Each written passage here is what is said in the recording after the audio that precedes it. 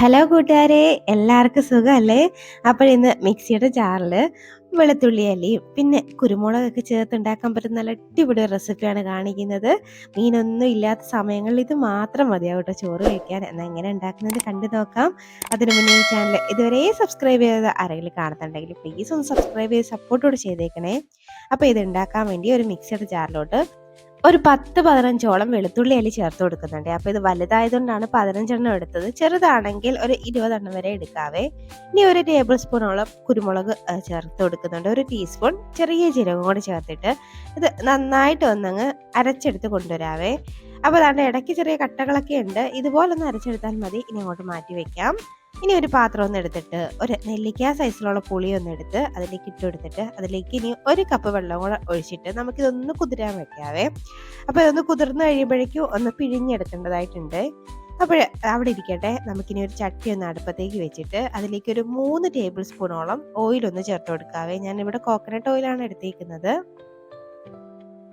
ഇനി അതിലേക്ക് എണ്ണ ഒന്ന് ചൂടായി വരുമ്പോഴേക്കും ഒരു ടീസ്പൂണോളം കടുക് ഇട്ടൊന്ന് പൊട്ടിക്കാം. ഇനി അതിലേക്ക് ഒരു 1/4 ടീസ്പൂണോളം ഉലുവയും പിന്നെ 2-3 വറ്റൽമുളകും കൂടെ ചേർത്ത് കൊടുക്കാവേ. ഇനി വീണ്ടും അതിലേക്ക് ഒരു 6-7 അല്ലി വെളുത്തുള്ളിയും കൂടെ ചേർത്ത് കൊടുക്കുന്നുണ്ട്. കൂടെ ഒരു 10-15ഓളം കുഞ്ഞുള്ളിയും കൂടെ ചേർത്ത് കൊടുത്തിട്ട് നന്നായിട്ടൊന്നങ്ങ് വഴറ്റിയെടുക്കാം.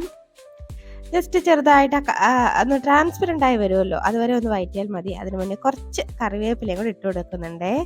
ഇനി ഒന്നും കൂടെ നന്നായിട്ടൊന്നങ്ങ് വഴറ്റിയെടുക്കാം. അപ്പോൾ ഈ പനിയൊക്കെ പിടിച്ചിരിക്കുമ്പോഴേ കഴിക്കാൻ പറ്റിയ നല്ലൊരു കറിയാണ് കേട്ടോ. അല്ലാത്തപ്പോഴും കഴിക്കാൻ നല്ല ടേസ്റ്റിയാണ്. മീനൊന്നും കിട്ടാത്തപ്പോൾ ഇത് മാത്രം ഉണ്ടെങ്കിലും ചോറ് കഴിക്കാവേ. അപ്പോൾ ഇതുപോലെ ഒന്ന് ആയി വരുമ്പോഴേക്കും ഇനി ഇതിലേക്ക് ഞാനൊരു സവാളയും കൂടെ ചെറുതായിട്ട് അരിഞ്ഞ് ചേർത്ത് കൊടുക്കുന്നുണ്ട്. സവാളയും കൂടെ ചേർത്ത് വീണ്ടും നന്നായിട്ടൊന്നങ്ങ് വഴറ്റിയെടുക്കാം. ഒരുപാട് നിറം മാറുന്ന രീതിയിലൊന്നും വഴറ്റിയെടുക്കേണ്ട. അത്യാവശ്യം ഒന്ന് വെന്തൊന്ന് ട്രാൻസ്പെറൻ്റ് ആയിട്ട് വരണം, അത്രേ വേണ്ടൂ. അപ്പോൾ ഇത് നന്നായിട്ടൊന്നങ്ങ് വഴറ്റിയെടുക്കാം. അപ്പോൾ നിങ്ങൾക്ക് കുഞ്ഞുള്ളി ചേർക്കാൻ ബുദ്ധിമുട്ടാണ്, തൊലിക്കാനൊക്കെ ബുദ്ധിമുട്ടാണെങ്കിൽ അത് നിങ്ങൾക്ക് മൊത്തം സവാള വേണമെങ്കിൽ ചേർക്കാം. പക്ഷെ കുഞ്ഞുള്ളി ചേർക്കുമ്പോഴാണ് നല്ലൊരു ടേസ്റ്റ് കേട്ടോ. ഇനി ഇതിലേക്ക് നമ്മളിവിടെ അരച്ച് വെച്ചേക്കുന്ന ആ വെളുത്തുള്ളിയുടെ മിക്സും കൂടെ അങ്ങോട്ട് ഇട്ട് കൊടുക്കാം. അതും ചേർത്തിട്ട് വീണ്ടും ആ വെളുത്തുള്ളിയുടെയൊക്കെ പച്ചമണം മാറുന്നവരെയും നന്നായിട്ടൊന്നങ്ങ് വഴറ്റിയെടുക്കണേ.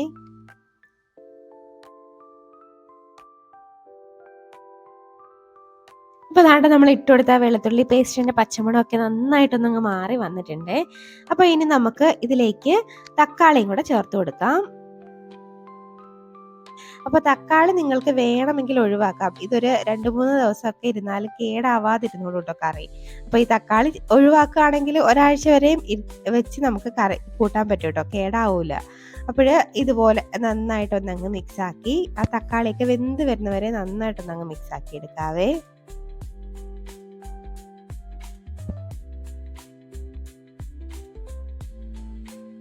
ഇപ്പോൾ അതാണ്ട് തക്കാളിയൊക്കെ ഏകദേശം ഒന്ന് വെന്തൊന്ന് സെറ്റായിട്ട് വന്നിട്ടുണ്ട്.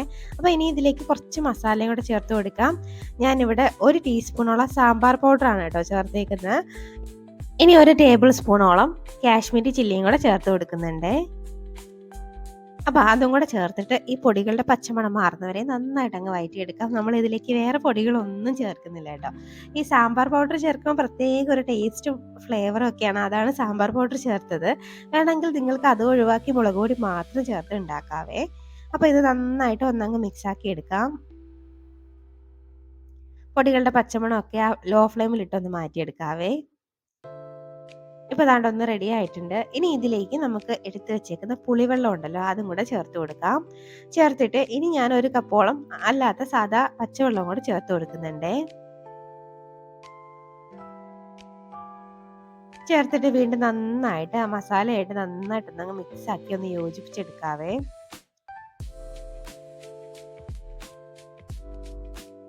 ഇപ്പോൾ അതാണ്ട് നന്നായിട്ട് ഞാനൊന്ന് യോജിപ്പിച്ചിട്ടുണ്ട്. വളരെ പെട്ടെന്ന് ഉണ്ടാക്കിയെടുക്കാൻ പറ്റുന്ന ഒരു കറിയാണ് കേട്ടോ ഇത്. ഇനി ഇതിലേക്ക് നമുക്ക് ആവശ്യത്തിനുള്ള ഉപ്പും കൂടെ ഇട്ട് കൊടുക്കാം. ഇനി വീണ്ടും ഒന്നും കൂടെ ഒന്നങ്ങ് മിക്സാക്കി എടുക്കാവേ. മിക്സാക്കി ഒന്നങ്ങ് തിളപ്പിച്ചെടുത്ത് കഴിഞ്ഞാൽ നമ്മുടെ കറി ഇവിടെ സെറ്റ് ആവും കേട്ടോ. പിന്നെ നിങ്ങളുടെ കയ്യിൽ മല്ലിയിലൊക്കെ ഉണ്ടെങ്കിൽ ഈ സമയം ഇട്ടെടുക്കാം. ഞാനിപ്പോൾ ചേർക്കുന്നില്ല. അപ്പോൾ ഇത് നന്നായിട്ടൊന്ന് അങ്ങ് തിളച്ച് വരട്ടെ. അപ്പോൾ ഉപ്പൊക്കെ ഒന്ന് ചെക്ക് ചെയ്ത് നോക്കിക്കോളൂ കേട്ടോ. അപ്പോൾ എനിക്ക് ഉപ്പ് പാകമാണ്. ഇനി ഇത് ഒന്ന് തിളച്ച് വരട്ടെ. ഇപ്പൊ ദാണ്ടെ ചെറുതായിട്ടൊന്ന് തിളച്ച് തുടങ്ങുന്നുണ്ടേ. അപ്പൊ നന്നായിട്ട് 2 തിളയൊക്കെ തിളയ്ക്കുമ്പോ വരെ ഒന്ന് നമുക്കൊന്ന് വേവിച്ചെടുക്കാം. ഇപ്പൊ ദാണ്ടെ നമ്മുടെ കറി ഇവിടെ നന്നായിട്ട് തിളച്ച് തുടങ്ങിയിട്ടുണ്ട് കേട്ടോ. അപ്പൊ ഇനി ഇതിലേക്ക് ഫൈനലി ഒരു ഇൻഗ്രീഡിയന്റ് കൂടെ ഒന്ന് ചേർത്ത് കൊടുക്കണേ. അപ്പോഴേ ഞാനിവിടെ കുറച്ച് പഞ്ചസാരയാണ് കേട്ടോ ചേർത്ത് കൊടുക്കുന്നത്. നിങ്ങളുടെ കയ്യിൽ ശർക്കര ഉണ്ടെങ്കിൽ അത് ചേർത്താലും മതി. ഞാനിവിടെ എൻ്റെ കയ്യിൽ ശർക്കര ഇല്ലാത്തത് കൊണ്ട് 1 ടീസ്പൂണോളം പഞ്ചസാര ചേർത്ത് കൊടുക്കുന്നുണ്ട്. അപ്പൊ ലാസ്റ്റ് ഇതൊന്ന് ചേർക്കുമ്പോൾ നമ്മുടെ ആ ഒരു കറിയുടെ എരിവും പുളിയും ഒക്കെ ഒന്ന് ബാലൻസ്ഡ് ആയി കിട്ടും കേട്ടോ. അപ്പൊ ഈ സ്റ്റെപ്പ് മറക്കാതെ ഒന്ന് ചെയ്തേക്കണേ. ശർക്കര ഇല്ലെങ്കിൽ ഇതുപോലെ 1 ടീസ്പൂൺ പഞ്ചസാര ചേർത്താലും മതിയാവും കേട്ടോ. അപ്പൊ ഇത് നന്നായിട്ട് വീണ്ടും ഒന്ന് അങ്ങ് മിക്സ് ആക്കി ഒന്നും കൂടെ ഒന്ന് തിളച്ച് വരുമ്പോഴേക്കും നമുക്ക് ഈ ഫ്ലെയിം അങ്ങ് ഓഫ് ആക്കാം കേട്ടോ. അപ്പൊ നമ്മളെ സൂപ്പർ ടേസ്റ്റി ആയിട്ടുള്ള നമ്മുടെ കറി ഇവിടെ റെഡി ആയിട്ടുണ്ട്. മീനും പച്ചക്കറിയും ഒന്നും ഇല്ലാത്തപ്പോൾ വിഷമിക്കേണ്ട, ഇതുപോലെ കറി ഉണ്ടെങ്കിൽ നന്നായിട്ട് ചോറ് കഴിക്കാം കേട്ടോ. അപ്പോൾ നിങ്ങൾ ഉണ്ടാക്കി നോക്കിയിട്ട് നിങ്ങളുടെ അഭിപ്രായം പറയണേ. ഇനി ഒരു റെസിപ്പിയുമായിട്ട് വീണ്ടും കാണാടോ. അതുവരേക്കും